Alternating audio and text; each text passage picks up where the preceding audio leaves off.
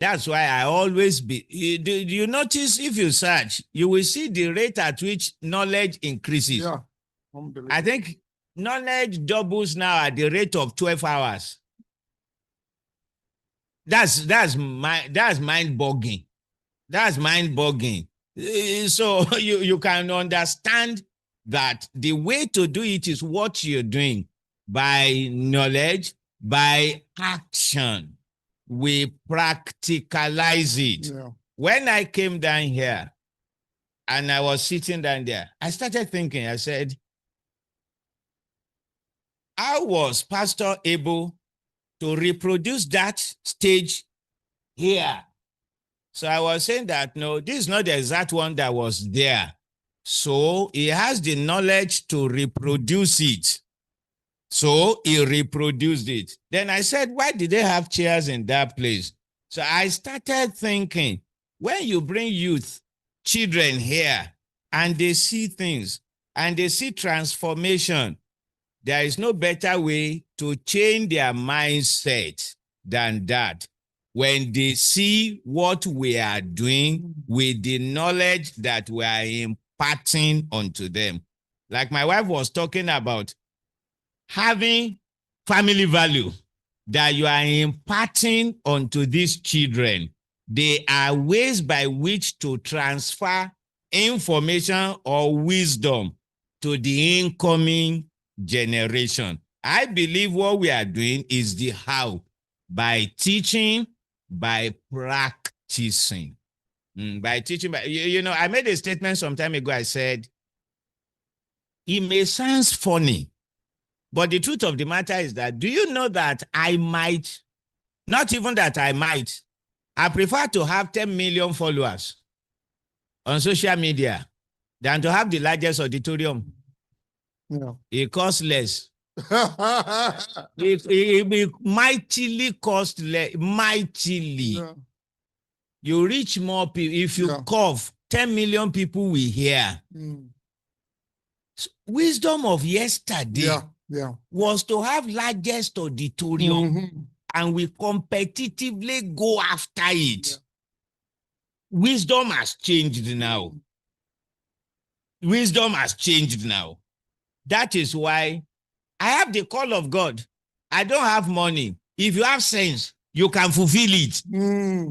Yes, you can fulfill. It's easier to fulfill God's call now, because we can now have many pastors that do not have podium, that do not have hall. Your room is your church, is your pulpit. You things have changed. So we need to understand what is going on now. The definition of wisdom now is different from that of yesterday. I had a meeting yesterday for people that are seeking for the fruit of the womb online. And I was really asking myself, was this possible some time ago? I said, if you are trusting God for the fruit of the womb, get in touch with me. I'll be having a weekly meeting, ministration to us. And I was able to get 195 people. So I said, how long will it take to get 195 people that are seeking for the fruit of the womb? Physically. You know that will take almost forever. And that's the first meeting. Wow. So you can imagine how they will be multiplying. And all I did was to be at home, 40 minutes, minister to them. And the only thing I told them yesterday was, don't worry. If you think we are here to pray, no, you are missing it. So I sent article to them, the sin of worrying. Everybody must read it against.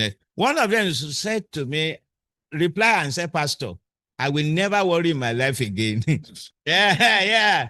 I explained to them how to handle problem of mother-in-law. Everybody talking, your coursemate, your classmate, they are bringing children to church, the usher, asking you how to handle such a thing. That's what we first use the first 1 month for. Because get yourself mentally right. That is the beginning. And I was just so happy. And I was so happy because it's so easy to bless humanity now. That is present day wisdom. We couldn't do that some time ago. Let me add something. If you remember when this lady, the Queen of Sheba, went to visit Solomon, you know, most of the problem with us as Christians is that we think we need to impress people by our spirituality. The Bible says that what impressed people, what impressed that woman, was the clothes the servants were wearing, the plate that they were using to eat, the way he organized his kingdom. Sometimes if you miss these things, you think that you always have to be spiritual, lay hands, you know what I mean? Do some assaulting, pray and all that. Sometimes the way you arrange your bedroom, your sitting room, your toilet, or the way you even look after your car can make a difference in your office. But when we limit wisdom to spiritual things alone, then we don't get the full benefits of it. Ma, please let's hear from you, Timo. Forward, Randall. Let's hear from you. Okay, thank you very much. Actually, my husband has said everything. Maybe I should also just wrap up with the home front. You know, if we want, like you said, we want the next generation to be impactful, to be able to do certain things in the society. It has to start with us. What do they see us do? Even in our homes. I know there's one tradition we had in those days before we became empty nesters. On Christmas Day, we just go out and we are giving out clothes, we package food, and we give to the needy in the morning, on Christmas morning. Our will just take all of us out with the children and anybody that is in the house at that time. And we go to different places. We just reach out, you know, like these people are in need and we are having so much at home. And, you know, today I see my children doing the same thing. One of our daughters told me recently that she sponsored someone to school, university, and that the person is graduating with a first class. Wow. She said, Mom, she's a Muslim. So it is from the house that you carry wealth outside.